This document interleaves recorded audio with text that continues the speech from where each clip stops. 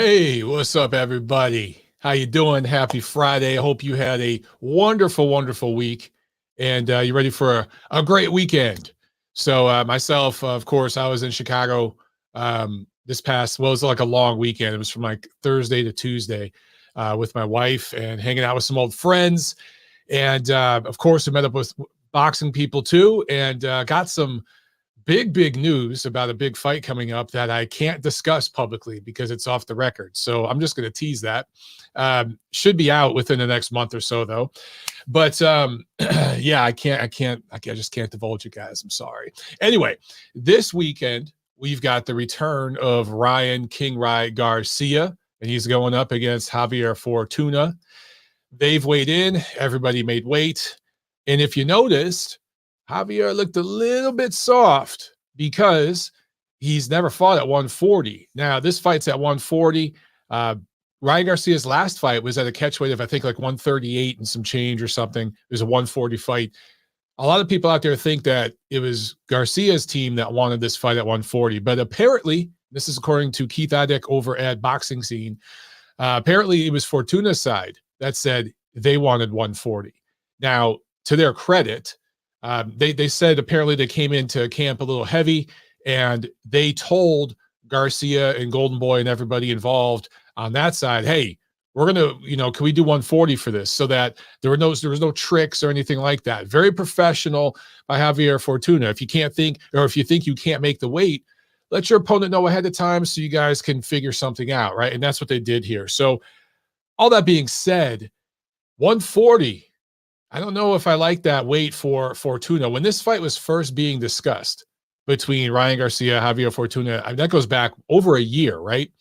And Ryan Garcia pulled out last year. I think it was maybe last spring, last summer, when these guys were first supposed to fight for, we won't even get into why, but it was like mental health stuff. Whether people believe it or not, whatever, I'm not going to get into all that. I'm just saying, he kind of pulled out. Now they're doing it again. In between, now and then there was a fight with Emmanuel Tago. And although Garcia was dominant, he didn't look spectacular. When this matchup with Fortuna was first being discussed, a lot of people saw it as a bit of a step up in opposition. Fortuna is experienced. He's been in there with some top guys. And they saw it as kind of a close fight, like a 50-50 fight. I got to say, the 12 rounds that Garcia got in with to go, and then the fact that this is at 140, and I'm not a weigh-in bro. I know there's plenty of you out there, but for me, to me, Garcia looks great at 140, and I actually think that's where he's going to end up winning his first world title, is at 140, not 135, because that division's about to be blown up. But at 140, Fortuna just looks a little bit soft to me. The fact that it came in a little heavy, it's a little bit soft, and hasn't fought a puncher like Garcia that I can think of. I'm going to go with Ryan Garcia here, and I'm going to go late stoppage. And I know that's going to be unpopular for some people, and they're going to think I'm crazy. But I want to pull up Fortuna's resume real quick here on BoxRec. 5'6" southpaw, 68-inch reach. And, of course, Garcia, taller, longer. We already know that. Much younger. Just over, I think, a decade of difference between their two ages, these guys. You're just looking at Fortuna. The last time he fought, a top opponent was just last year, and it was against Joseph Diaz at 135. Pretty one-sided fight. It was competitive, but Diaz won comfortably, even though he did have, I think, a point deducted in that fight. And then we go back, 2019, he fought Jesus Cuellar, who's a good fighter, not great. And then a year before that, it was Adrian Granados. And that's where he fell out of the ring. That was kind of a freak thing. Just before that, he fought a really good opponent in Robert Easter and did very, very well in that fight. But you see here, Fortuna came in overweight. And the title, it was Easter, who had a lightweight title coming into that fight. But it was only on the line for him because Fortuna missed weight. So this isn't the first time he's had some issues with weight and stuff like that, right? But he lost a point in round 2 for holding and hitting, and that ended up costing him a draw, it looked like, in that fight, or costing him the fight, sorry. So interesting. Actually, I'm looking here. Yeah, it still would have been a draw without that point deduction. But that was pretty good because I think Robert Easter's a good fighter. And then we go back, and then, his resume really, the bulk of it was at 130. And I can go back, he lost a fight to Jason Sosa. It was a good quality fighter. And we could go back. I'm not going to go back past that. The reason why I bring up the recent resume is because, again, just given everything that we've seen with Fortuna, good fighter, very experienced, but we've seen him have weight issues before. We've seen him cut before. And I think he has technically been stopped. When was that? It was against Sosa, and that was at 130. He does have some pop and some power at 30, maybe respectable at 135, but at 140, I just favor Garcia here. And I know that there's going to be some scary moments early on, but you look at the height and the reach and the explosiveness and the speed for Garcia, I do think it's going to be a bit too much. And I know that when King Rai fought Luke Campbell put him down, right? But Campbell had been in there with some of the best fighters in the world, Jorge Linares, Vasily Lomachenko, very experienced. People forget he was a gold medalist in the Olympics. This guy with a good amateur career. Plus, he was tall and long. He could kind of punch on even height with Garcia. And in fact, the shot that he dropped him with, Garcia just pulled back. And I think, because Campbell's a southpaw, he looped a shot. And that's what dropped. I believe Campbell's a southpaw. Don't quote me on that. I don't want to get it wrong, so I'm going to check. But he was able to catch him with a long looping shot. Yes, he is a southpaw. Just checked. And that's what, how he's able to catch him. Man, I don't see Fortuna catching him with that. I just don't see it. So I originally thought this was going to be a close fight. And I do think it will be competitive. Don't get me wrong, especially in the first half. But I'm telling you, I got the feeling Ryan Garcia late stoppage. That's how I see this. All right, let's check some comments real quick. And we got a call here. So I'll jump to this call here in just a second, but I just want to see some of the comments. Alexander with a question says, hey, Montero, a lot has been said about Garcia's lack of work ethic. Do you know any insiders who have said the same, or is it just rumors? So when you get him in the gym, he is a hard worker from everything I've been told, and explosive, athletic, and he stays in shape. Here's my thing. Have you seen Garcia look fat or pudgy? Have you seen him out of shape? Has he ever struggled to make weight? No. And I get it. He's a young guy. I get it. But when he is in the gym, he works hard. The issue with Garcia is consistency. And there's ego stuff going on. And, look, he's going to be one of those fighters that is always going to have a lot of haters. He's going to have people that love him too. Obviously, a lot of ladies love him, right? A lot of young ladies love him. But he's going to have supporters. And he's going to have haters. And a portion of the haters, it's really out of Ryan's control. He can't help being good looking. I know it's for those of us that suffer from that epidemic, suffer from that curse. It's hard. No, I'm just joking. Look, he's a good looking kid. He's popular with the ladies. So there's going to be some hate that comes with that, right? But some of the things he says, some of the things he does, some of the antics he pulls, that brings haters in too. And that is self-made. At the same time, though, the flip side of that coin is it also promotes him, because there's a lot of people that tune into Ryan Garcia fights hoping he loses. It's a ton of people that wish he'd lose. So those people are watching the fights too. And sometimes it's the haters that are more passionate about watching fights and even buying tickets to fights, buying pay-per-views, stuff like that, than the supporters. Trust me, I've seen that a lot. So the work ethic, I think, again, once he's in the gym, it's all good. At least that's what I've heard. Mitch, what's up, Mitch? Mitch is in the chat. He says, Mike misses SoCal, so now he starts at 4:05. Oh, it was, you know what? I didn't even think about it that way. Although, technically, on the West Coast, it was 2:05 when I started, right? Because it was 5:05 Eastern. So I see where you went there, Mitch, but it wasn't fully thought out. It's only 4:05 in the Central Time Zone. But I was just in the Central Time Zone, so it all works out. It all comes back together. Hey, man, there are times where I really do miss Cali. I miss my old neighborhood. Of course, the friends I had, the people. Koreatown, Los Angeles, is one of the most dynamic, interesting fun neighborhoods in all of America. And of all the neighborhoods in and around Los Angeles, Koreatown is the most New York-like, the most Chicago-like, those northeastern cities, most Boston-like, just because of the setup of it, the blocks and there's subway stations everywhere and stuff. So that's why I really love living there. It just reminded me kind of a little bit of where I grew up, just a little bit. All right. Let's see what else. Mitch says, now I know why so many people hate me. Damn it. It's all good, Mitch. It's all good. Tori, what's up, man? He says, hit the like, you bastards. And Trey says, need Thad's input on the weight change with bets. Yeah, I hope Thad calls in because he'll give it to you straight with the betting stuff. But to me, again, I'm not a weigh-in bro. I don't pay too much mind into that stuff, but just looking at the trajectory of the two careers here, and this isn't the first time that there's been some sort of weight issue with Fortuna. He has kind of gone up and down. He's not a guy who lives Spartan lifestyle outside the ring, from what I've been told in between fights. He's not as bad as a lot of guys. I'm just saying, there's a little bit of weight fluctuation. And I just think that all things considered, this is lined up for Garcia to really, really impress style-wise and everything else. To go is all wrong for him, right?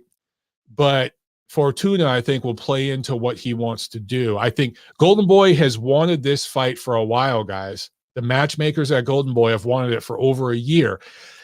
There's a reason for that. These people know what they're doing. Just trust me on this one. All right, let's whoa, we got a few phone calls now. Dang. All right, let's jump to these real quick. Let's jump to 718 in the Bronx. What's up? You're on the show. Yeah, how you doing? This is cool, man. Yeah, I'm listening to your show, and thanks for having me come on. I think this fight is a barometer fight. They're gonna see how he's running with it. The second fight was losing. See how he's working with that. See if his defense is gonna be much better. And it's also a showcase because I think he's gonna knock the guy out. The guy's way too big for Fortuna. Fortuna has trouble with Jojo Diaz. So and also right now Adrian Broner is also fighting the same night. I think that fight could be made between Ryan Garcia and Adrian Broner. They're both very popular, and I think Ryan Garcia could put him away too. So that way he could it make him more marketable. He's also one of a very wealthy fighter. He's very wealthy right now. I think he's gonna be, be the new golden boy of this era. So his first title, like you said before, is gonna probably be a 140 because those titles over there are prime ranking. So he's either a WBC title fight or a WBA fight, or even if the other belts vacate also. So he'll be a champion very soon. But he's gonna be the A side big time because if he goes to Broner and retires Broner and retires this guy, it's gonna be very nice. So yes, so thank you for having me on board in your show, and also maybe you could talk about that lawsuit that Charles has against the WBA and also Don King. Don King. What happened with Don King? Yeah, he's being sued. Don King promotion is being sued by Manuel Charles because they're stripping for the belt, and also in the lawsuit the WBA also has been mentioned also. Oh man, I didn't even know that. For $12.6 million. Yeah, he's suing it for $12.6 million, man. He's not suing the WBA. He's suing Don King. He's suing Don King, and also the WBA is being mentioned in the lawsuit. But what I'm saying is that the guy, they give him a raw deal, man. I think he should afford. He should afford on one of those guys. They should have given him a better visa, and he should afford because look at Troy O'Brien. He's an ex-champion now. Yeah. Yeah, so I didn't even know they were doing that. For having me on your show. Yeah, thanks a lot. Is this Suleiman? Is this Suleiman? Yeah, this is Suleiman. Okay. Yeah. I just want to check. Nacho was asking in the chat. Yeah, he's being sued. Don King, for his but he used the way he manipulates the WBA to have his fighter become a champion in the rankings because the first defense that guy was elevated to the ranking and then he fought for a championship. So yeah, that'll be nice. I'll see him against Sandy DeBose pretty soon. how you call it, Manuel Char. Listen, you have a great day, man, and also Adrian Broner. Tell me what you think about that fight tonight. Yeah, Okay, I like that. It's an you have a interesting great day, idea, bud. man. Have a great weekend, brother. Thank you for calling. Okay, you too. Broner and Garcia. I just don't know if PBC would do it, but maybe they would, because there's money in that fight, and that's really what Adrian Broner wants. Could Broner get down to 140? When's the last time let me look this up before I go to the next call here. As far as the WBA and all that, I had no idea, because I've told you guys before, I kind of filter out the sanctioning body nonsense. The last time Broner's been at 140 was against Mikey Garcia in 2017. So now let's see how he looks against Omar Figueroa Jr. And we still don't know what weight that's going to be at. That hasn't been announced yet, the weight anyway. That would be interesting, that fight. But yeah, man, for Garcia, I part of me wonders if he's going back down to 135. Maybe he would for a title shot. I really don't know, but I would favor him against Broner for sure, especially at this stage. And again, as far as the WBA, Don King, Manuel Char, I don't mind, or I don't blame Char for suing him, because that whole situation was kind of messed up, from what I remember about it. And he did kind of just disappear. But the WBA, man, that's the danger when you have 8,000 different belts in each division. You're going to run into stuff like this. And, at one point, a lot of these sanctioning organizations have been sued, man. The IBF got in a lot of trouble with Bob Arum back in the day. And that's why Bob Arum does business almost exclusively with the WBO now. And if you look at the IBF, they don't break their rules ever. They go right by the rules after that, because it almost bankrupted them. The WBC's been sued. Graziano Raccagiani, right? That whole situation. So maybe it's just time for the WBA to get sued. I don't know, but I don't think that $12 million that ain't happening. What's going to happen is maybe a little bit of money, 6 figures, and then a fight for one of the 5,000 belts that they have there. That's just the way the WBA does business. All right. Nacho says, Mike, that fight is supposed to be at 140. I assume you're talking about that Broner and Figueroa fight. I think that's where it's supposed to be, but it's not officially listed. I just pulled it up on Fight Facts, and I'm looking, and they don't have the weight listed yet, or the division or anything. So there might be a little fuckery going on with that. It is Adrian Broner. Always remember that. All right, back to the phone. I think this is Thad. All right, so let's see what he's got to say. Thad, what's up? How you doing, man? Hey, Mike, thanks to see you back. Us degenerate addiction conglomerate. Yeah, we need you. Thanks, man. I appreciate it. It's great to talk boxing. My social circle, everyone doesn't like boxing, so kind of like an outcast with that. So Gotcha. Before I get to the main point here, I got to say, with you sticking around in boxing, why don't you make a challenge to fight on Jake Paul's next undercard against Marcellus Wilder? Oh. How many fights did he take have? Him? How many pro fights did he have?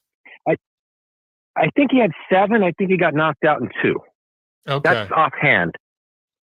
But I think that, he just made... Go ahead. No, I was just going to say, I wonder what weight was he? The only thing is, cruiser. He was cruiser, and I could make cruiser. That's actually where I'm at. I think, that would be interesting if there was money in it. I would absolutely consider it. Yeah, he's actually 5-3. I'm looking, and then one was one is a no contest. So, it'd have to be 200 pounds, which I could make. It would be a struggle at 43 years old. But here's the thing, man. Is there any money in that? What would be the point? Now, if there was some money in it, I think there will be. I would do it. Well, you have to build it, Mike. You have the platform. All you have to say is, how was that new single that you just cut with your brother? Because they just did a music video together. Oh God! And really? you could. Yeah, and if that doesn't work, you could talk about autopsies, because he's such a he was the autopsy guy, a great coroner. yeah, with the autopsy. Little does he know, people have to be dead to do an autopsy. But, I'm looking at his opponents, dude, on BoxRec, and so BoxRec has, I think, 1 to 5 stars as far as rating the fight. None of his opponents even have 1 star. Wow. Yeah, I could absolutely fight this guy. Holy shit, I'm looking at these records. Yeah. Wow. Yeah. Yeah, he's very chinny. So I would look that avenue at the next Jake Paul undercard if you get lucky. I mean, there's going to be money on that undercard. So, hey, you know, I would put it out there now. If the wife would let me do it, put it out there now. That's a good idea. Absolutely. Yeah. Tell you to buy her a new Corvette or something. She'd like that. Oh, absolutely. Now getting to the fights. All right. The 140-pound weight, it's just everybody's got to realize that this guy's, you know, Fortuna right now is a sacrificial lamb. I knew Garcia was going to walk through this guy and just blast him out of there probably around the 7th. But with the fact that Fortuna already played his hand that, you know, they didn't have enough time, I think he comes out guns blazing and goes down in a heap probably around round 3. Wow. I think it's early. I mean, I liked it. I like Garcia more like mid rounds, late, you know, before the weight issue. But I just see Garcia there's too much snap, too much length. Fortuna's on his way out. Yes. You know, Garcia, he's very underrated. I think people give him a hard time, like you were saying earlier about, you know, his looks and stuff. He's a fighter. And I have him actually top 3 lightweight. So I definitely think he blows out Fortuna. So that's what I'm going with. I'm going with an early stoppage. Are you betting this fight? Him by, are you betting it? I am. I have it straight. I got him early at minus 1250. I mean, that's a gimme. I don't want to jinx myself, but you got to put up big money to win money on that, though. But with the knockout, I had him at minus 200. You know, $2,000, you win $1,000.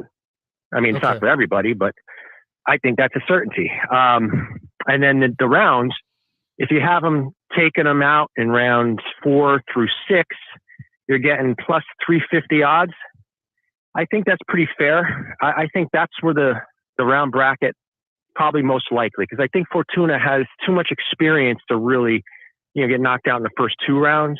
But then round 3, 4, 5, you know, he may just call it a night after he tastes a few of those lefts with that snap coming from, you know, left field. Yeah, that long hook that really does turn over well. Yeah, like Garcia throws. Yeah, very well. Yeah. And he's getting bigger and he's getting more mature. And I think this is Garcia's time to shine.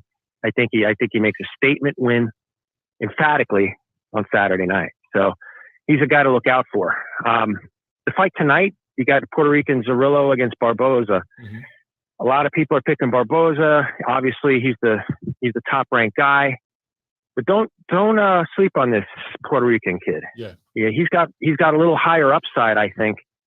Barboza's got more experience, and I think that, you know, the promotion wants to put him in with Tio next. So with that being said, if the fight goes the distance, he's going to win a decision. But I think Zerillo could catch him. I think he can knock him out. But it's not a definite. That's a fight that's like 50-50 in my mind. It's really a coin flip. So anything could really happen. But if it does go to distance, I can't see the promotion not giving a decision to Barboza. Yeah, I know they definitely. So, I don't know if you had any. They want to put him in there against Tio. I know that for sure. I've talked to people there that definitely want to do that, and that'd be a way to, you know, you could do it in 2 different places. I mean, you could do it in New York, obviously, or if you wanted to try to build Tio up a little bit more on the West Coast, you could bring him out there for that fight. So it makes a lot of sense for them. Yeah. He's very versatile with his background. You know, he's got the Latino background, he's got the American background. He's got a nice style, very exciting. Yeah, he's a great marketable guy. He's got personality. He's just, you know, his family screws him over, and that stinks, but it is what it is. Back to Wilder though. You know, we got, how could I say Shirley Winkle, as Eddie Hearn refers to him? Of course. That's Wilder's manager. Yeah, Shirley Winkle, aka Finkel. So he's now on record saying he's not going to put Wilder in with Chisora, which is, you know, no news to me. I thought that's a bad style for Wilder all, you know, throughout the career. And earlier this week, you were talking about their resumes, and you're like, you know what? It's not that big a stretch to say, you know, Chisora's resume is a lot better. You're right. It's a much better resume. Wilder's had basically 2 fights, or two two fights that he had any chance of losing were against Fury and Ortiz. All the rest were just setups. Bermane Stiverne, okay fighter.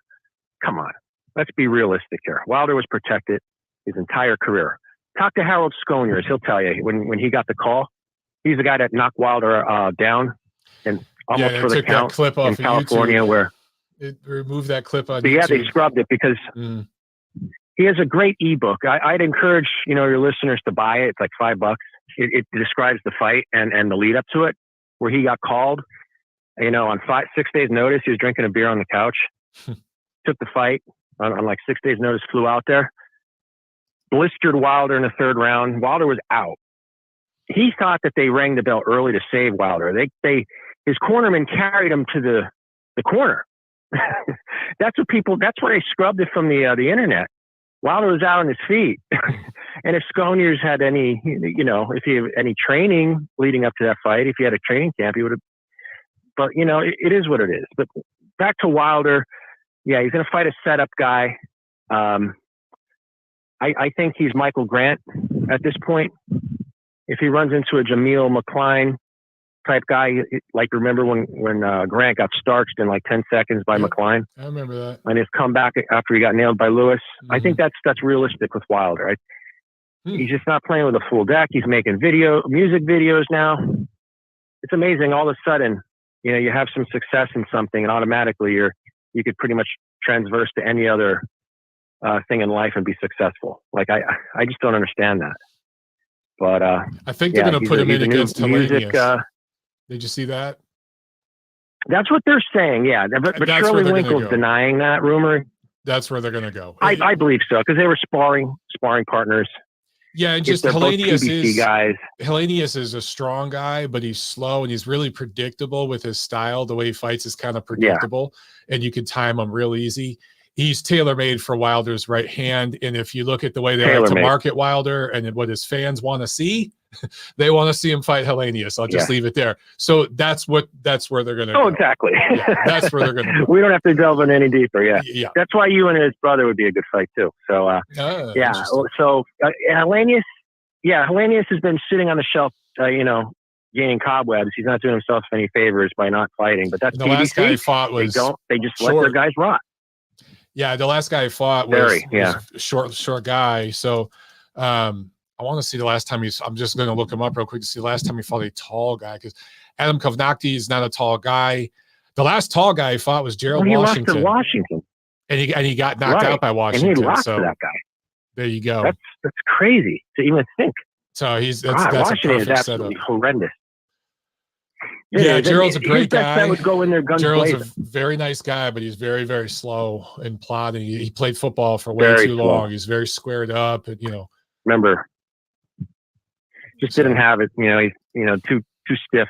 Yeah. And then one thing I noticed, during the week was the zoo camp. They wanted to fight against Charlo in October. Charlo's people flat out said no.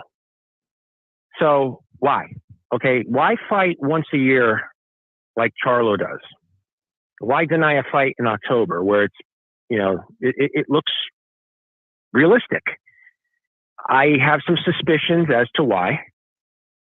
And I think Zoo, being the smart guy he is, he let out some quips where he said Charlo's a very grumpy guy, a very, very grumpy old man, and they won't take the fight in October. I think he's putting it out there where he can't get sued and libelous by implying that Charlo is on PEDs. That's my suspicion. Now, it is factual that the Charlos were scheduled to do a VADA testing schedule, and they completely blew it off. This wasn't recent. This was a couple of years ago. Okay, if you really look deep, they were, I don't know if they were penalized or whatever, but it was a big story that they skipped out on the testing. It was a random test that they just didn't show up for. They hid. They literally didn't do it. Yeah, they had to report their location or their whereabouts or something, and I remember something like that. Yeah. So, and if you're doing a cycle, you can you can get off it and you could be clean in a certain amount of time, depending on what the half-life is of the drug you're using. And for a guy like Charlo, I'd suspect, lean muscle mass would be, nice clenbuterol type of deal. That would be the best thing to do for a guy that size. So the half-life of that, it's not instantaneous. Okay. So it takes time to get out of the system. When that fight is announced, they got to start the drug testing. So the longer they could push off announcing that fight, the longer they can go without any drug testing. I'm just putting it out there. Hey, it is what it is. If he's clean, then come out and do the tests now. Start them now. And then when they fight in January, you have bragging rights and say, hey, I'm a clean fighter. But that fight's scheduled for January. That's a long way off. Yep. And Charlo opened up as a 3-1 favorite over Zoo. So you got to put up 300 to win 100. Now, I think it's more of a pick'em fight, but I would have liked to see Zoo in the ring getting a tune-up fight beforehand. But PBC, they're not allowing him. Yes. So that's going to play into this fight. I don't see that fight going the distance, whichever way it goes. But flip a coin. I just don't like what I saw with Charlo having the fight in January. That throws up a lot of red flags. And the fact that those guys are perpetual, moody, and just bad attitude. And I know the side effects, believe me. I took the most mildest form. Oh, okay. And it was bad. You turn into like the Charlos at the Fight Hotel after an event multiple times, and I've seen some of that firsthand. And there were no cameras around. Yeah. I ain't going to talk too much about it. We ain't going to give deep, but I saw some things that were pretty interesting. And I wasn't the only boxing reporter who saw that. So, all right, Dad. That screams to people. Okay. Thanks for the time, Mike. All right. Thanks a lot, brother. Have a good weekend, man. Will do. All right. There he goes. Michael Mendiola in the chat says, everyone needs to stop it thinking Wilder is ducking Chisora. Wilder has serious flaws, but he would knock out Chisora worse than he did Stavern in the second fight. I don't know about that. But listen, Chisora is an old guy that's been in a lot of fights. Here's the thing, though, Mendiola. We don't know how Wilder's going to look coming back off of those Fury beatdowns because, again, he didn't just lose those fights. He was beaten up. The second and the third one, he really, the third one took his soul because Fury was out of shape and didn't look good. He was coming off COVID, everything else. Fury was nowhere near as sharp as he was in the rematch. And Fury still put an ass whooping on that guy. Fight should have been stopped several rounds before it ended. So I just don't know how Wilder's going to look. If Chisora could get under and around Wilder's right hand, that's a wide open pick 'em fight at this point. I know that sounds crazy, dude, but that's why I say it. Now, if he lands that right hand, I totally agree with you because Chisora has been through so many wars and, he's been softened up as well. Wow. Aaron with a big super chat. Thank you so much, Aaron. I appreciate it, brother. He says, if Jack Catterall signed with Montero Promotions, he would never get screwed on the scorecards. Just on the losing 90% of the pay thing. Hey, come on, 90% for my services, 90% is pretty good. I got to say, you're still getting 10%. 10% of $1 million is better than 0% of nothing, right? Boom. You guys, if you didn't watch the show this Monday, you have no idea what me and Aaron are talking about. Nacho says, Thad out here dropping bombs. Yeah, man, that was a hard call from Thad. He was throwing some haymakers today. That is for sure. Jack says, Thad just don't give a fuck.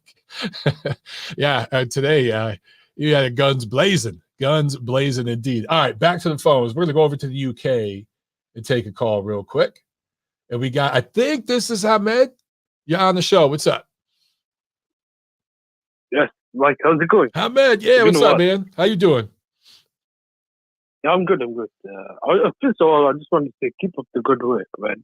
Thank you. I think the channel has really grown. And I think the show's just getting better and better. But I seen something I think you posted on Twitter. You were talking about the Hall of Fame. Mm-hmm. What All right, how do I rephrase this? What do you think is an important criteria when you're looking at the Hall of Fame? Because Thad was just talking about Wilder, and I don't think Wilder will be in the Hall of Fame. I think he's absolutely crazy, but I've heard some people say Wilder could be in the Hall of Fame because of his He's going to make it. Mark my words. He will make it to the Hall of Fame. I don't think he should, but it wouldn't surprise. Nothing would surprise me. Like, I think Adrian Broner and guys like Mikey Garcia will end up in there. I mean, Mikey maybe got a point. You could argue that. Yeah, Mikey will too. He absolutely will. What do you think is an important criteria? Because I think Golovkin now is definitely a lock for the Hall of Famer. But yeah, a couple of years ago, before the Maratta fight, on paper, this is just on paper, I did think he beat Canelo in the first fight, but I don't think his resume was that much better than Wilder's, if I'm being honest. He was more accomplished, but some of those names, it wasn't his fault, but I don't know. Like, I know what you're saying. The reason I say that...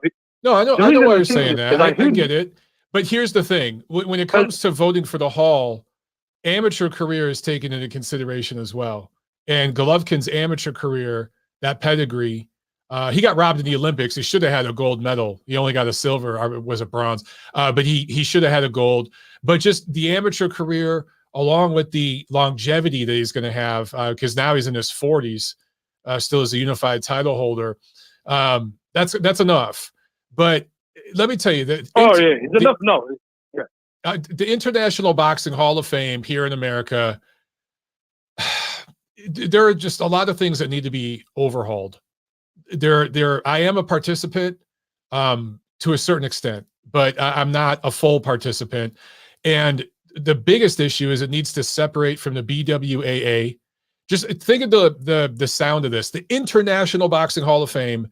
And then to be a voter, you have to be in the Boxing Writers Association of America. That doesn't make any sense. I think that the criteria needs to change. They need to separate from the BWAA because that organization has become compromised and irrelevant pretty much in the modern era. And you need guys from an international voting block, which there are some international voters, but they need a lot more. And also, I know this sounds crazy, but at some point, some of these YouTube guys, some of these podcasters, I think you have to include them. You can't just include writers, because the majority of media now, in not just boxing, but all sports really, is online. And it's in apps and podcasts. And I'm not saying just throw any kid who has a podcast on there, but I'm saying if somebody's been doing it for 10, 20 years and they have a consistent body of work, I would welcome that. I'd certainly welcome these. I got involved because of my work with Boxing Monthly Magazine and The Ring Magazine, and I'm proud of that work, but I'm also proud of the show that I do. I'm proud of the Neutral Corner, and I have a track record there of hundreds of episodes. That's thousands of hours of boxing coverage. And I think that speaks just as well for me as my articles in Ring Magazine do. You know what I'm saying? So I just think they need to update it for the 21st century, disconnect from the BWAA and some of the other American-based organizations, and become more globalized and more diverse. I think it's a huge issue with the International Boxing Hall of Fame.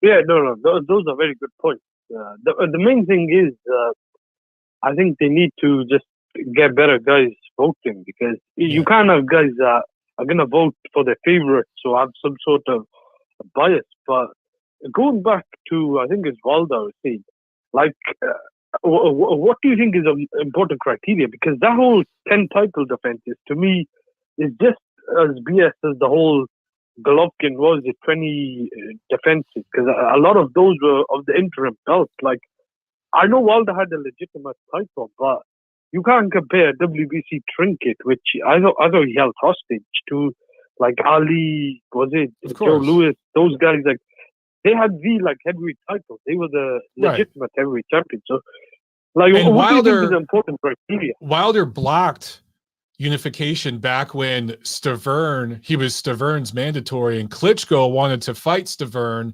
It was willing to pay Wilder step-aside money, and Wilder's team flat out rejected it because he didn't want to have to fight Vlad, because they knew Vlad was going to beat the shit out of Staverne. So going back to 2014, Wilder and his team blocked undisputed in the heavyweight division up until right now, you know, and now Fury's kind of continuing it. But yeah, so when it comes I to think Matchroom deserves blame. Matchroom, like people blame Wilder. I agree with that, but the Andy Ruiz fight, they had the rematch clause. Matchroom have just as been bad as I think PBC. they share I know some a lot of the of people blame. like Matchroom. I blame PBC more. I mean, But Matchroom does deserve some of the blame. I agree with you wholeheartedly on that. Everybody deserves some of the blame, but there's only certain things I could say on the record. There's plenty off the record, but on the record, you could trace it back to 2014, PBC. And then look, man, they got Lou DiBella was Wilder's promoter, and he negotiated $100 million deal for Wilder that included 2 fights with Joshua that would have brought complete unification.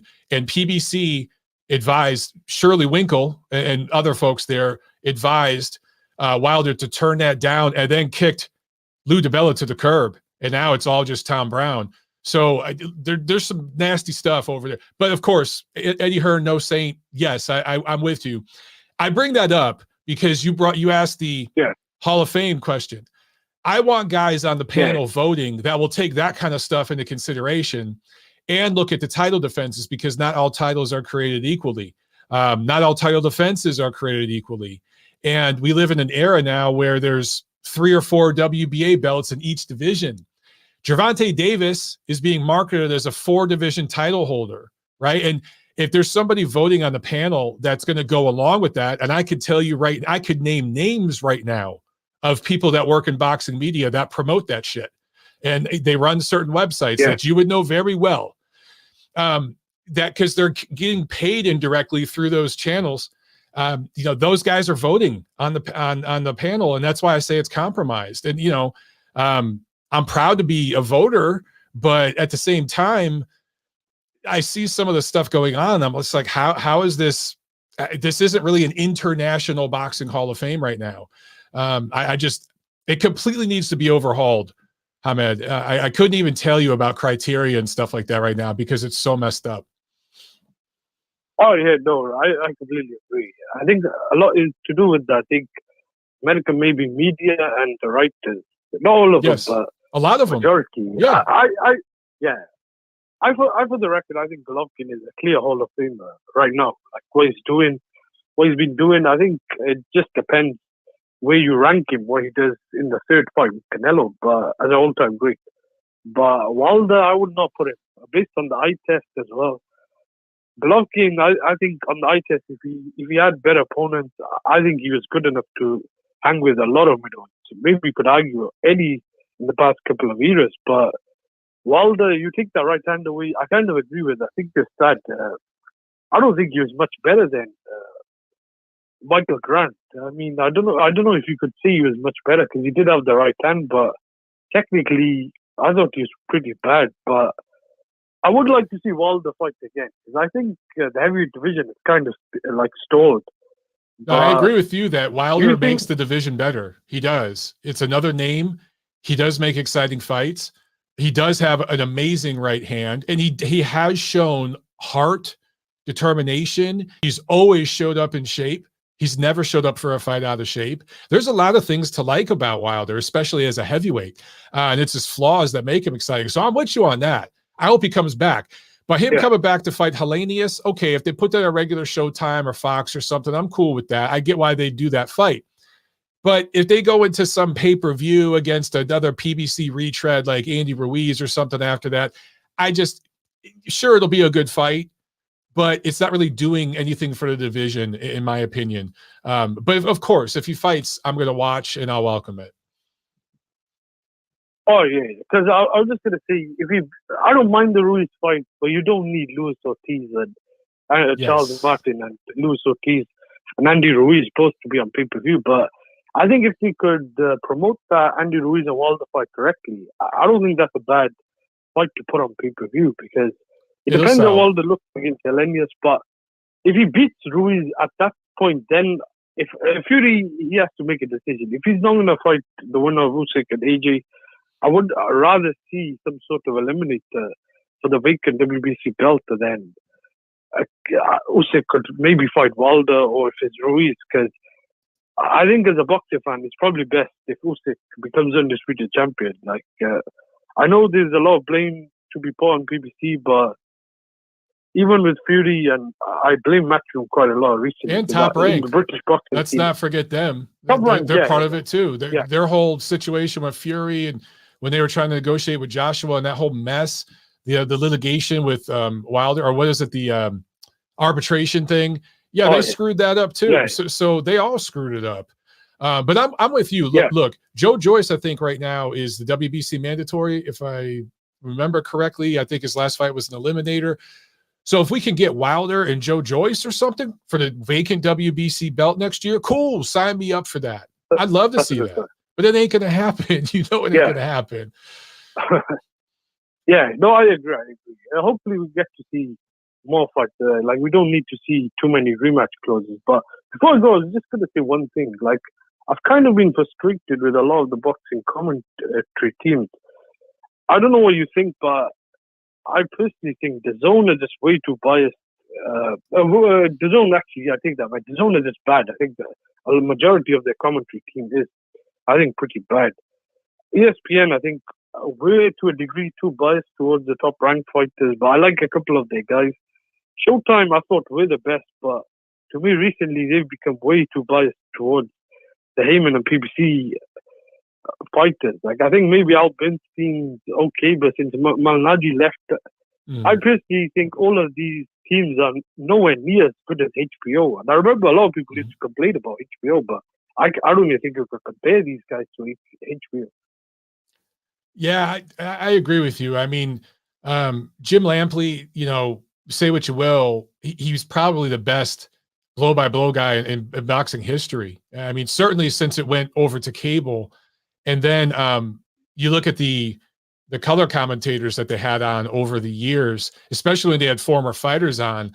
George Foreman was great. I love Big George, even though he was kind of goofy sometimes. Same thing with Roy Jones. I love some of Roy's like Southern country boy expressions. And then, of course, Larry Merchant. That team, you know, and then they get Harold on to tell his scorecard. Okay, Jim, you know, you go into his little thing. Like, it was just, it was fun, man. But now, there used to be two major networks, right? It was HBO and Showtime. So you had two crews. Now you got like 10 different crews, and it's kind of been watered down. And a lot of times the hiring is more based upon demographic information and marketing and stuff than necessarily getting who's the best for the job. And that's just the way media is today. It's just a different era. Yeah, no. Showtime, I thought when they had Tava, Just Johnson, they were really good. I like Gus. He wasn't. Some people didn't like Gus, but I liked good. him. He was really, really passionate, but I liked it. It sounded like his head was going to explode sometimes, but it was fun. It was fun. I think Tava was really good. I think Tava was probably better than Malnati. I thought Malnati was good, but I thought he was a bit overrated by some people. Like, I don't know if anyone's seen his commentary during the Ward Koblev fight. That was horrendous. He gave like Ward, I think, 9 or 10 rounds in that fight. Really? He was, to me, he was a bit hot and cold at times. He was more better recently on Showtime, but I think HBO win their own heat. But the thing is, I think it's because of all these networks. Like ESPN got a deal with Top Rank. Yes. The Zone got an exclusive deal with Matchroom and Golden Boy, and then Showtime are with PBC. I think that's probably the main problem. But yeah, it'll be interesting to see what happens in boxing in the next couple of years, because I don't think this divide is probably going away. I completely agree. Completely agree, brother. All right. I'll let you go and take care. All right. Oh, you too, man. Have a great weekend. All right. All right, Yeah, there he goes, everybody. And we got a super chat from Sam. Thank you so much, Sam. He says, why is Rockmon Jr. taking fight having to lose 25 pounds and only 10 pounds over the next morning? And he says he is the most underpaid guy. Why? Sam, great question. So let me tell everyone what you're talking about. And then I was just having a conversation with my coach today when I was at the gym training with my chief sparring partner. We had some great work today, great drills, man. I was exhausted. I'm still tired. So Jake Paul's fighting Hussein Rockmon Jr. And on the surface, everyone's like, oh my God, this is a huge step up in class. And it is. Even though Rockmon's coming off a loss, blah, blah, blah. He is a legitimate boxer. He had a lot of amateur fights for this era, for an American in this era, I should say. And he knows how to box. And he's a much bigger guy. You guys have seen the stare downs. He's a much bigger guy. But they're going to kill him and cut him down to 200 pounds. And he hasn't fought that small since he was in the amateurs. He never has as a pro. So it's been years, right? It's been a handful of years. And there's a rehydration clause. So Rockmon has to get down to 200, and then he can only rehydrate to 210. That's, as I understand it. And Sam, that's what you noted there in your comment. And I think Rockmon's doing that because this is a career high payday for him, regardless if he's not getting paid maybe as much as some other Jake Paul opponents. And I don't even know about the financials, to be honest. I haven't looked into it. But I do know just offhand that this is a career high payday several times over for him. He would never get an opportunity like this otherwise. But here's the thing, I was talking about this with my coach because my coach is convinced that Rockmon can win this fight, and he's betting that he will. And when my coach was saying, he's like, Mike, man, I would pull a Danny Jacobs when Jacobs fought Canelo, when Jacobs fought Golovkin. Fuck the rehydration. I'd pull a Floyd Mayweather when he fought Marquez. Fuck making the catch weight. Come in heavy, pay the fine, slip over that extra cash over to Jake Paul. Cool. And come in stronger. That's what my coach thinks Rockmon and his team might be doing. That's what he seems to think they're going for. And you know what? All things considered, it's something we've seen before.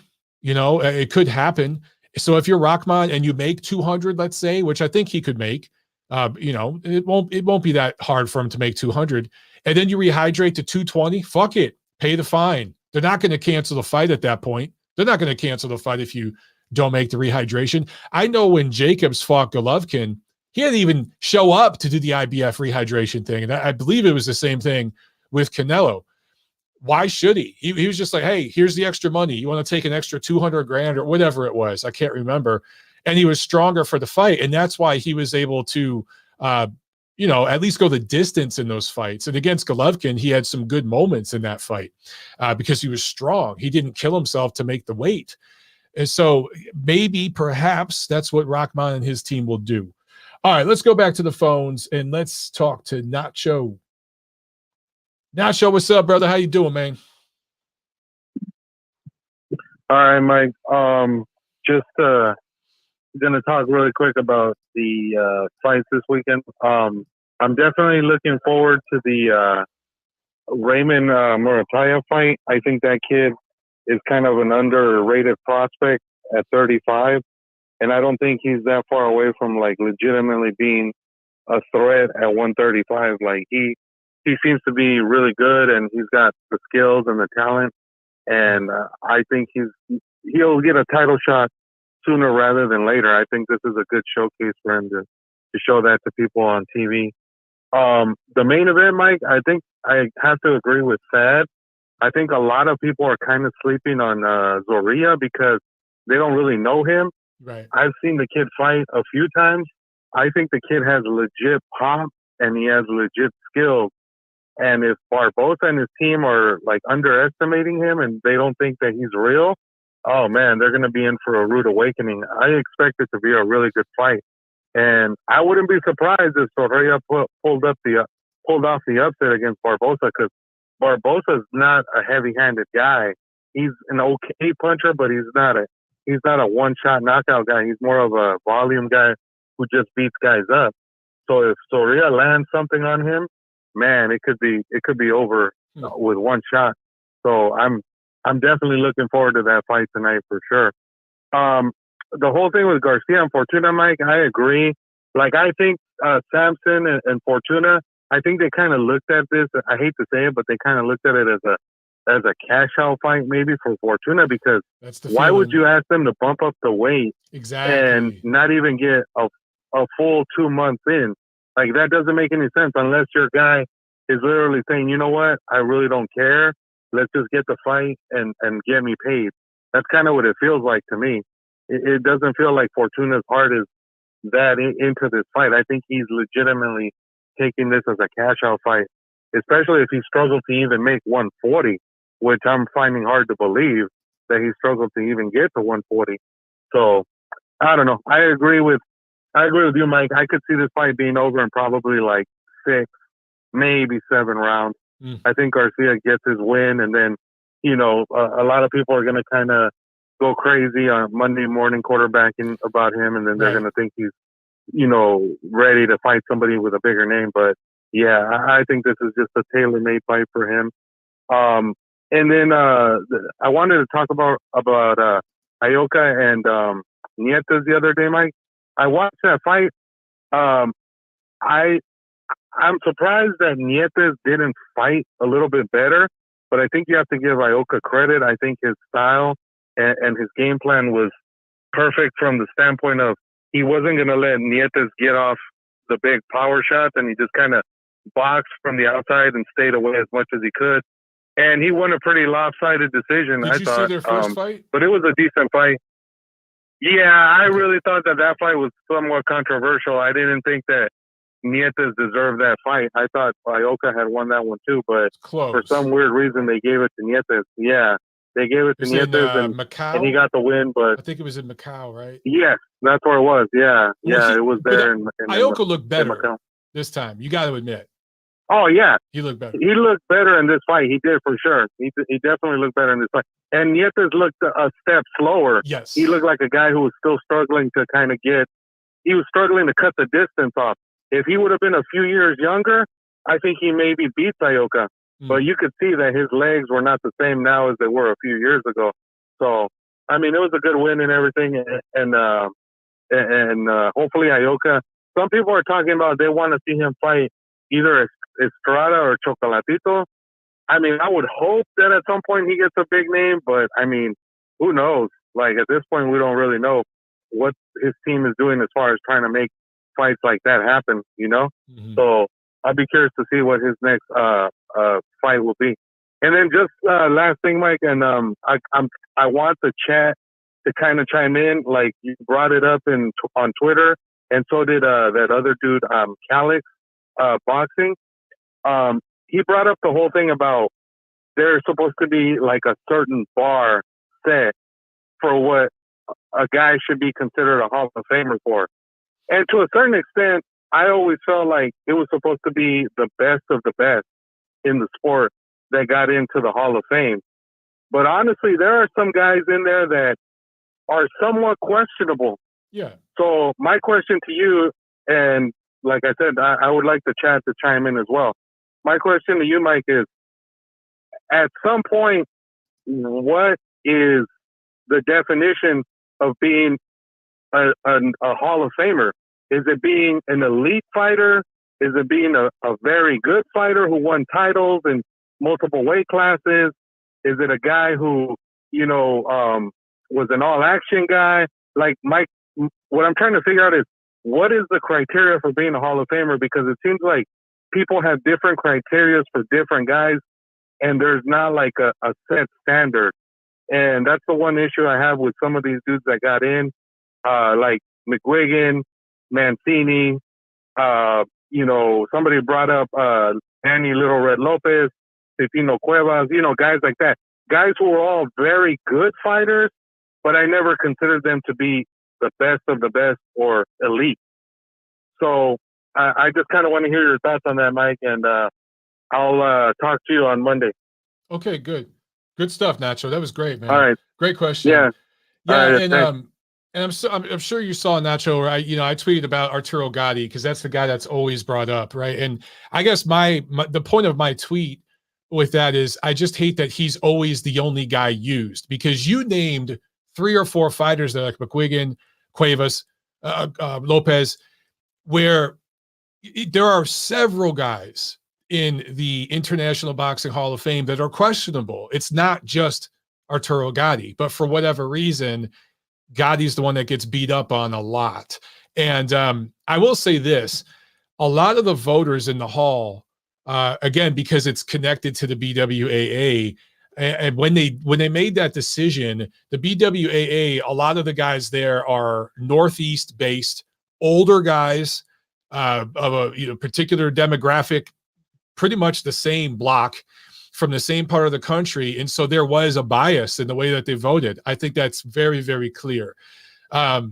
It needs to be overhauled and changed. And maybe there is some criteria that needs to be spelled out, because it's different for everybody. It's kind of like a pound for pound list. Some guys, will vote for somebody for being all action. Some guys will want the absolute best of the best. You got to be Floyd Mayweather, on that level. You got to be Manny Pacquiao on that level to get in. And then for other people, they lower the bar a little bit and make exceptions for different things. I will say this, there's several things I don't like about the process right now, but one is that you have to vote 3 people in every year, and you can vote up to 5. To me, that's stupid. If it's a weak year, you vote for one person, like this thing where you have to vote 3 people in every year. On a weak year, that means 1 or 2 weak candidates, nominees are going to get in. And that's how some of these guys slip through the cracks and get in there. There are years where there's really, to me, only one lock, like where you just know this is the guy. Like it's obvious, right? There are years like that. The one year that stands out to me is where you have to vote for 3 people. There was a year where it was Floyd Mayweather, Andre Ward, and Vladimir Klitschko were all eligible. It was their first year of eligibility. And that was like no brainer. Boom. These guys got it. Everyone's going to vote for these 3. Not everyone did. Some idiots didn't. But regardless of how you feel about those fighters, and Andre Ward, maybe not a lock for first ballot, okay, but Floyd Mayweather and Vladimir Klitschko, no brainer. First ballot, right? You know that. Why do we have to choose anybody other than that? If those were the only 2 that went in that year, cool. Now, in a really strong year, if there's 6 or 7 guys on that ballot that are on that level, why can't I vote for them? I think it's a little silly that, you have to vote a certain amount of people in every year. They do that for the ceremony, right? And you have different categories, and maybe they do need to break it up. And maybe because all they have right now is modern men's, modern women's, and then they'll have, what's the other one called? Off the top of my head, participant or something like that. So they have these different categories, and maybe you need to break down the fighters to, elite, action, or, moments, guys who gave us moments and drama. Maybe you need to break it up into that. I just think the whole thing, once again, can be overhauled and made more applicable and appropriate and relevant to the 21st century in the way things are done now. They need to take several steps to get there. It's just the whole thing is kind of lagging in the past right now and losing relevance every single year, which makes me sad. They really, really need a whole new group of people. And, either that or somebody needs to start another Hall of Fame. As much as I would hate that, seriously, the media now in boxing, for the most part in America, is on the West Coast. It's in LA and Vegas. That's where it is. That's where the promotions are. That's just where the media is now. It's not in New York. It's not the 1980s anymore. The media has shifted, and it's not just boxing, by the way, all of media. It's in California. They run the shit. So you need to update and change things. But do I see that happening anytime soon? No. No, I don't. For all that ranting, no, I don't. I saw a super chat here. Oh, it's from Trent. What's up, Trent? How you doing? Thank you so much. New milk carton for missing person. Yulisanov. Yeah, whatever happened to him? Let's look him up.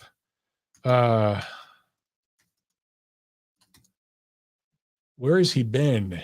Daniar Yelisunov. Last fought last December. Yeah, I don't know, dude. And that was in Astana. That was in Kazakhstan. Hasn't fought in America since November 2020. So going on 2 years. So yeah, dude, great one. He needs to definitely be on the milk card. And that was a guy that was starting to really get some publicity. He was in Ring Magazine. He was starting to get some looks. And then I don't know, kind of disappeared. We've seen this kind of thing happen before. Trent with another super chat. He says Parker Andre canceled. Parker smokes him like a joint. Andrade, look, I'm just going to say this. In my opinion, okay, I'm not necessarily stating them as facts. This is just speculation, okay? On the record, I'll say. Just speculation. Andrade is negotiating something with a particular platform in regards to plans at 160, then perhaps 168. Parker wasn't part of that. So once things fell through with Matchroom, that fight ain't happening. Not happening. I'll just say that. Yeah, Nacho, thank you for cleaning that up for me. Mike, his contract ran out with Matchroom and he's a free agent. Yes. And that's part of why that fight got canceled. I'll just leave it at that. Part of why it got canceled. Okay. Back to the phones we go. And it looks like we got Jack Alter on the line. What's up, Jack? How you doing, man? Hey, what's up, bro? You answered. I was hoping you could answer earlier. My food just got here. Wait, what's up? So, is it Chick-fil-A? What you got? What are we eating, Jack? Got to get some Shake Shack. Oh, Shake shit. Shack, bro. I ain't had Shake Shack in a minute. You already know. Yeah, good shit. But I had a ton of questions just because, I love my boxing, and I was writing these down so I wouldn't forget. And I wanted to ask you, because just some of the chat, the shit I was saying to chat with people. So, people just hate on Triple G. You already know that. And people were saying, like, how Sergio Martinez in his prime would beat Golovkin. Dude, he may give him some issues, but Golovkin would have knocked him out. Wouldn't you agree? It would have been competitive, but Golovkin would have knocked him out. Yes, I think Golovkin would have knocked Sergio Martinez. I'd put that on the record. Yeah. My man. Yeah. Also, that's catch. And I thought highly of Sergio. I thought highly of Sergio. I just think style-wise and everything else, I think Golovkin stops him. Yeah, speaking of style-wise, Joyce versus Wilder. We don't know how much Wilder had left, but, Joyce gets hit a lot.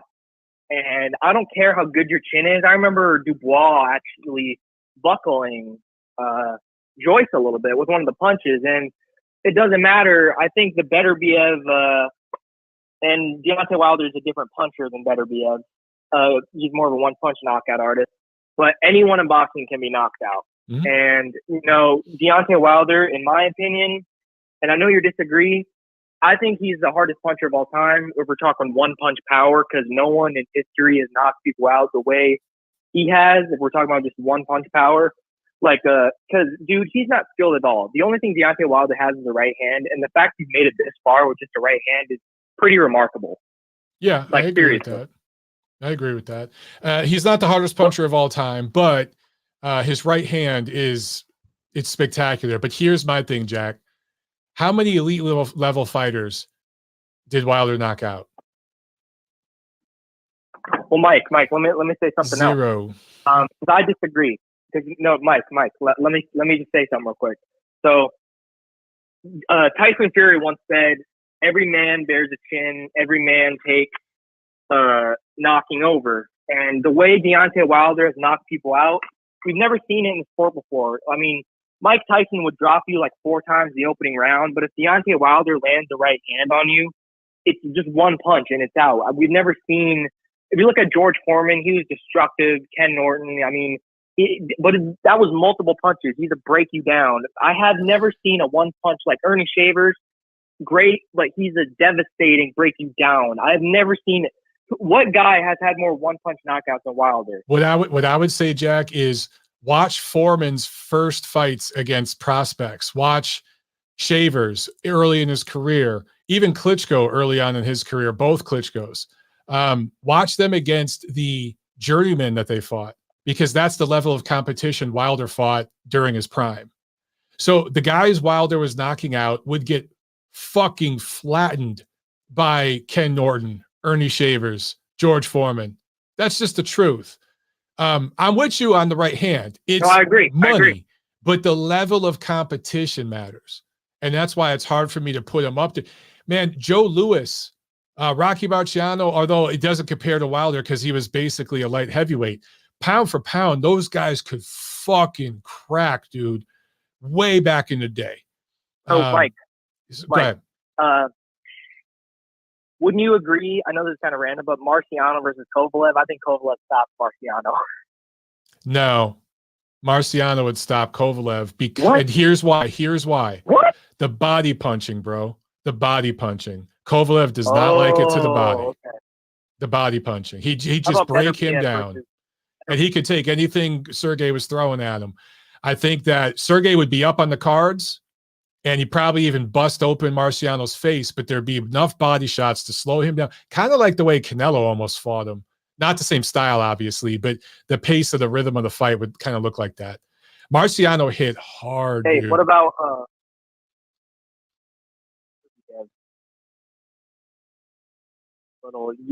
we saw against Joe Smith, like we said in my video, the dude hit so hard when Joe Smith was being dropped, the guy's never been hurt. When he was hit by Beterbiev's punches and dropped, he was like, wait, did he just drop me?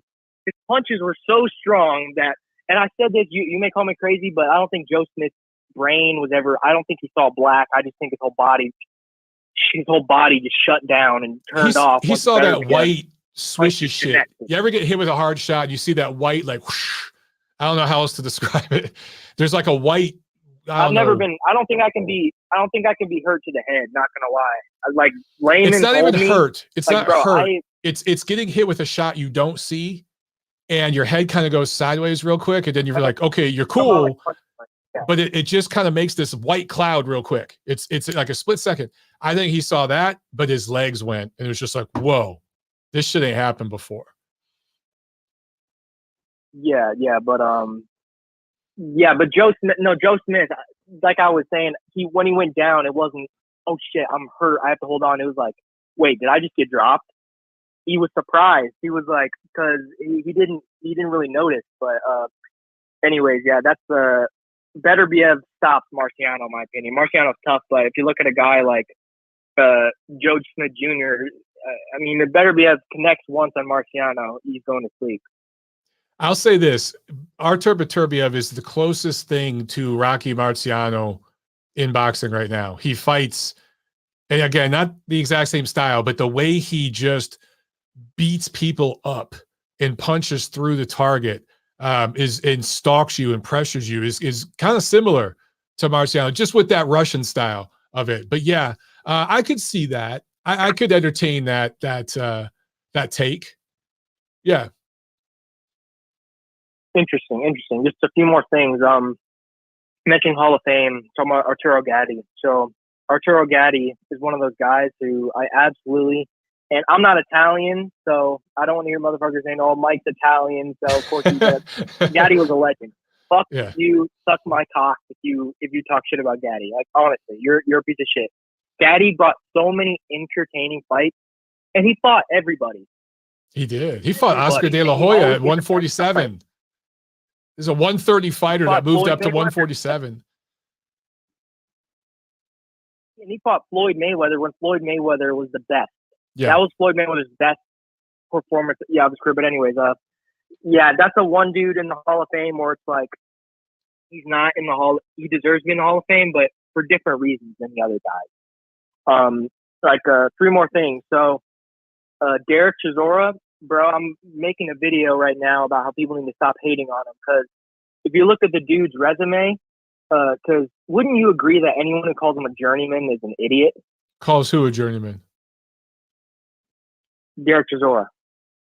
Oh yeah, he's better than a journeyman for real, and he's the kind of guy that the heavyweight division had so many of, like in the 70s and 80s or 70s and 90s, that is lacking today. It's those perennial contender type of guys.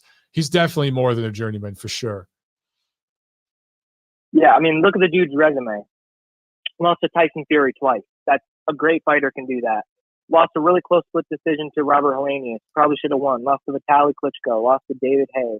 Lost to, there's Tyson Fury again. Kubrat Pulev. I mean, got that win back. Definitely should have beat Dillian White first time. He was definitely a top 10 heavyweight.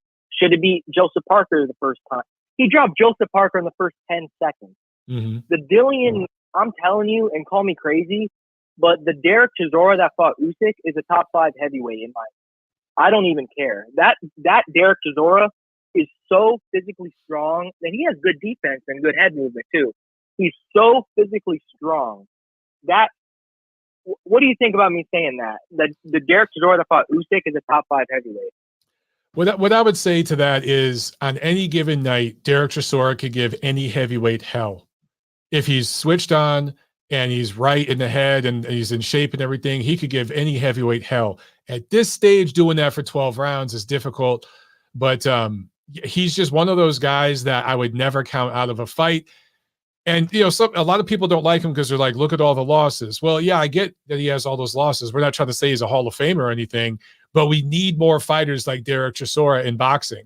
We need guys like him that are willing to fight everybody. You got to have that. And he's one of those dudes. So I got nothing but respect for him.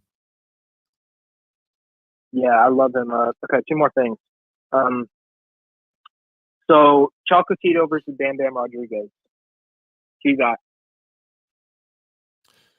You know, you put a gun to my head right now, I might take Bam by decision right now, because, you know, Chocolatito is getting old and long in the tooth, and I think that Bam just has everything going for him right now. I might take him by decision, man.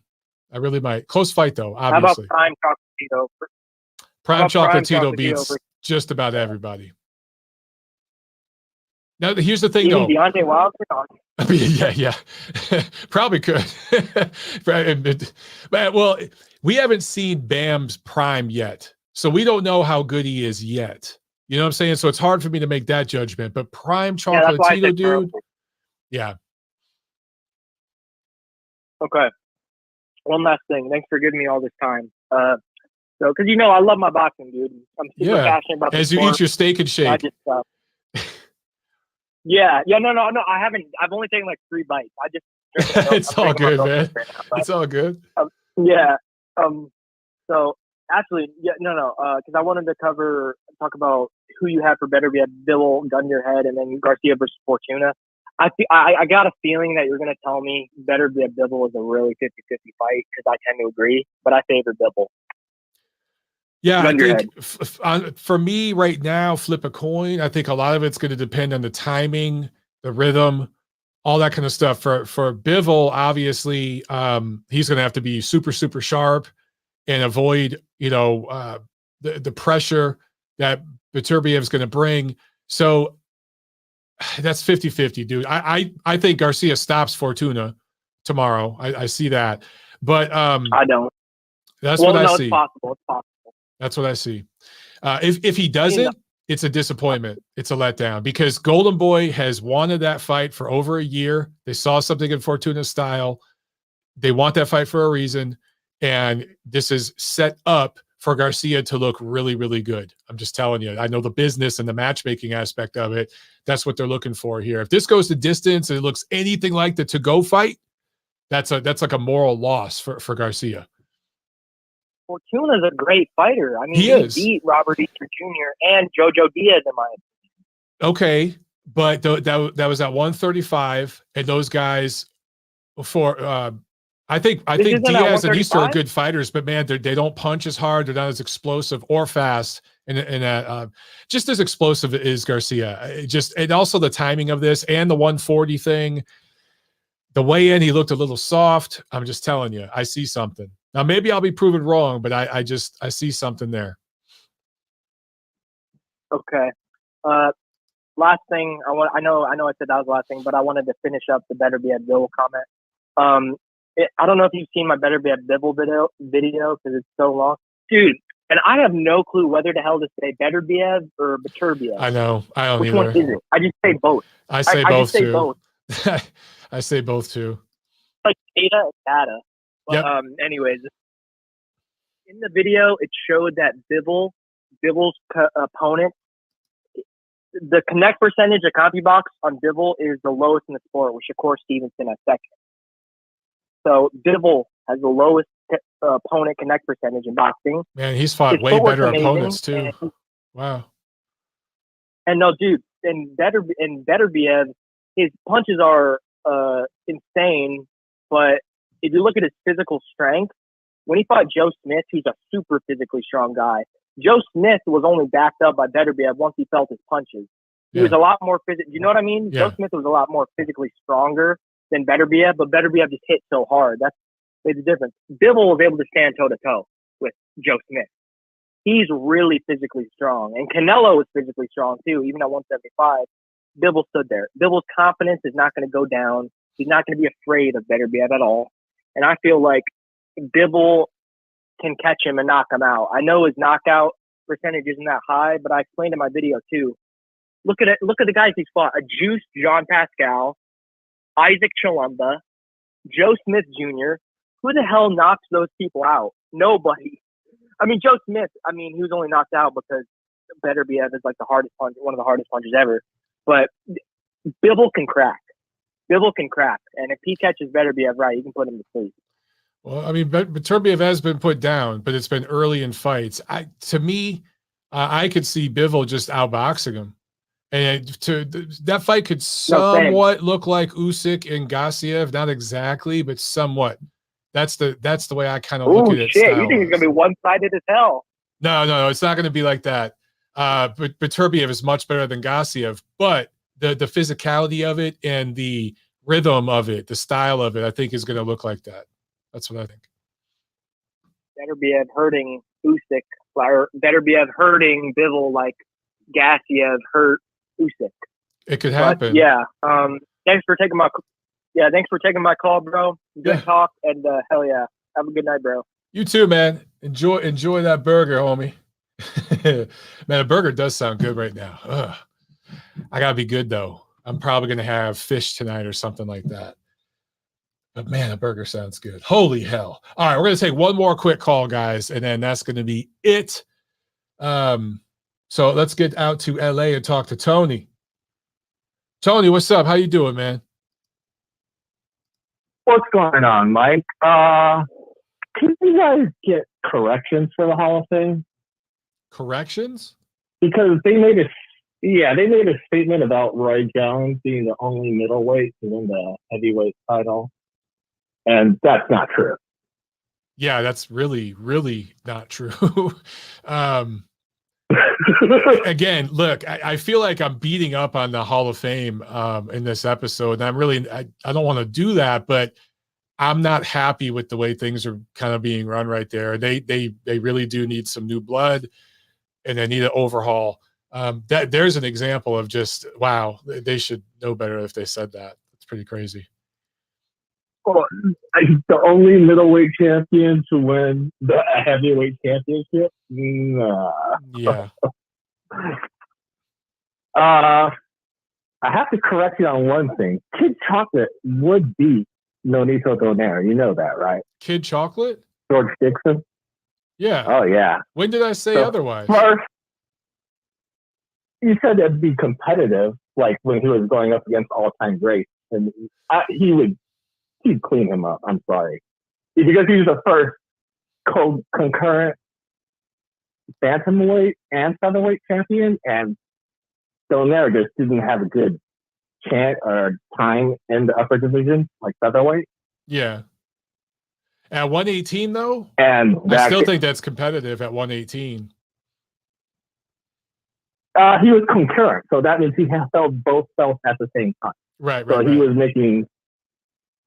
So he even at 118, there's no way in hell. Because he was fighting probably. I'm just saying it'd be competitive. The only guys that I think he gets knocked out.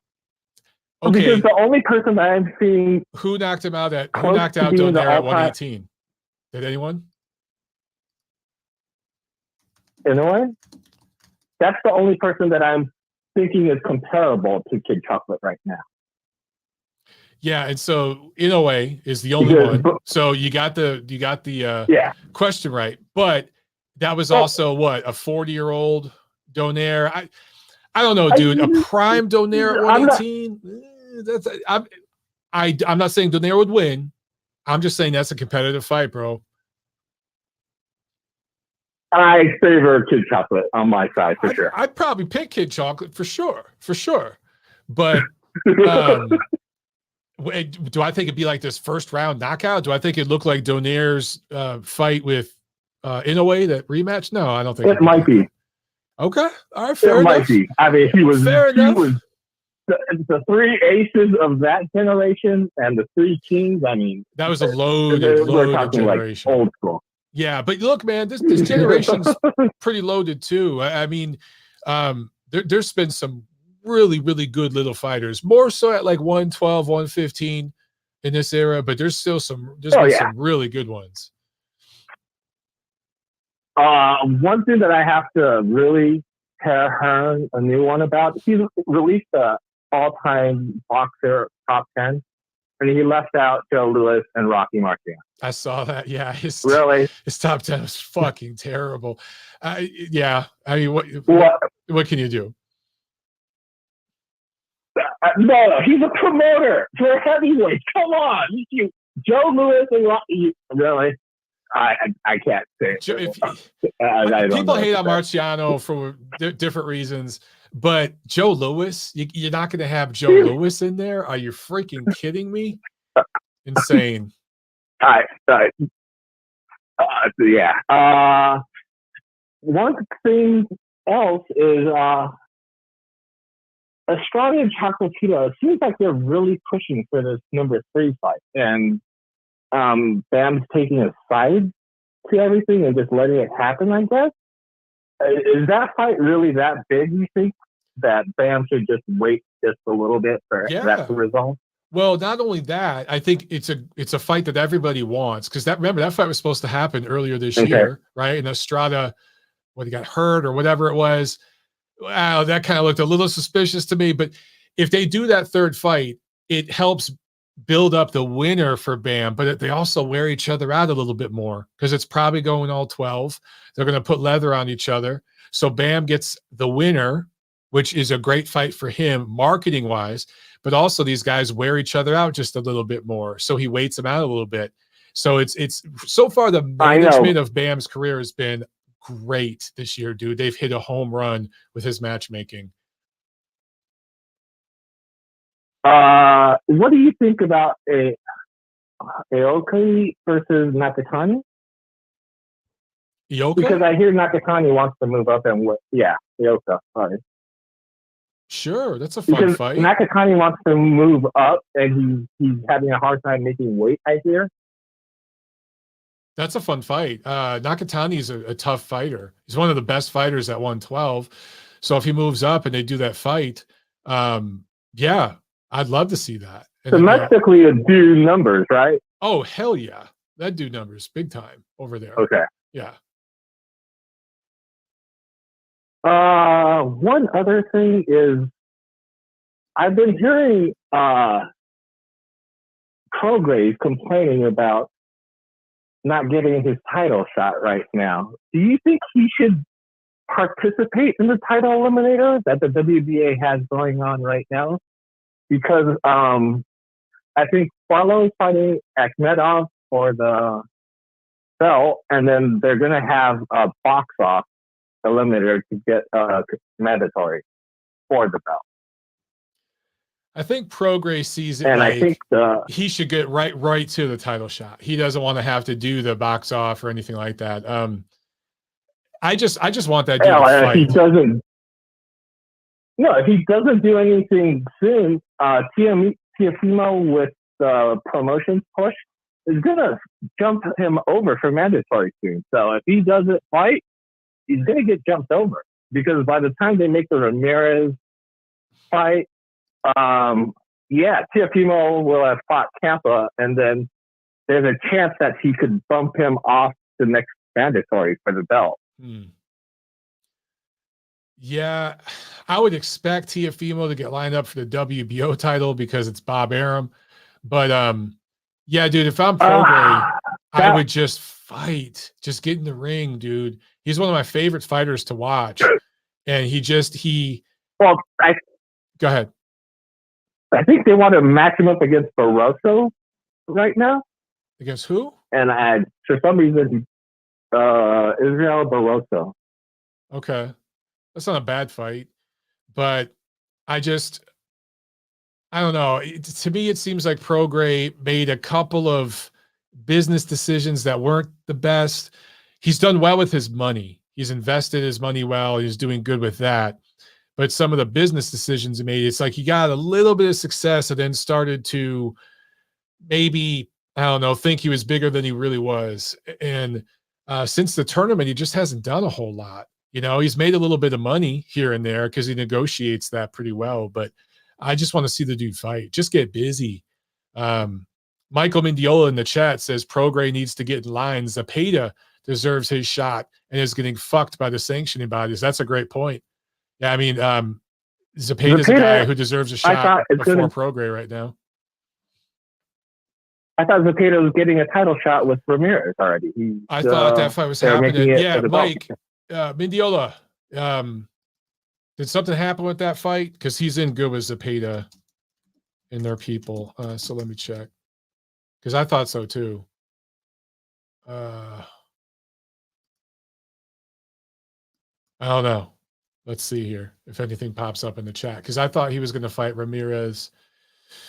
I'm not seeing anything in the chat. Mendiola says, let Tio female fight Zepeda. Chon will sleep him. So he is not a fan of Teofimo Lopez.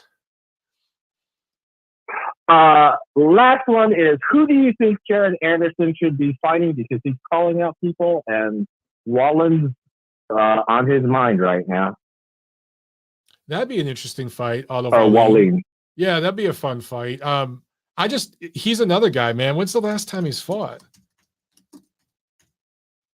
I'm trying. I think he fought this year. Let me see. Maybe. Oh, you know what? He's on the schedule. He hasn't fought yet this year. He's fighting Miljan Rovkanin in Tulsa, Oklahoma next month. He's fighting a guy from Serbia who has fought nobody. So this is just a get back in the ring, gimme kind of fight. He's going to get a big knockout here.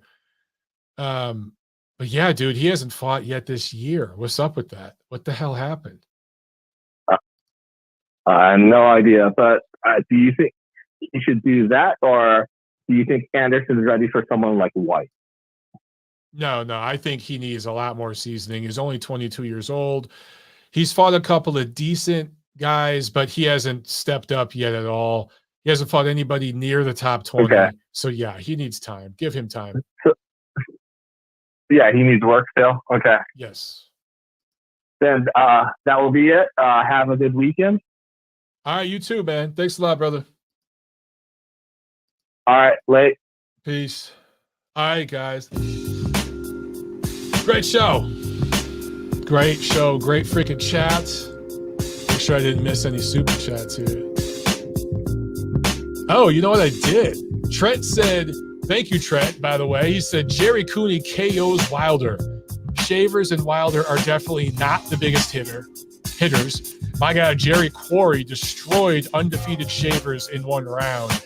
Yeah, you know, a lot about the punching power thing, it's some of it's smoke and mirrors, Trent, and a lot of it is just styles. And on any given night, particularly with heavyweights, any guy can KO any guy, right? I'm with you. Jerry Cooney absolutely could KO Deontay Wilder if he connected right.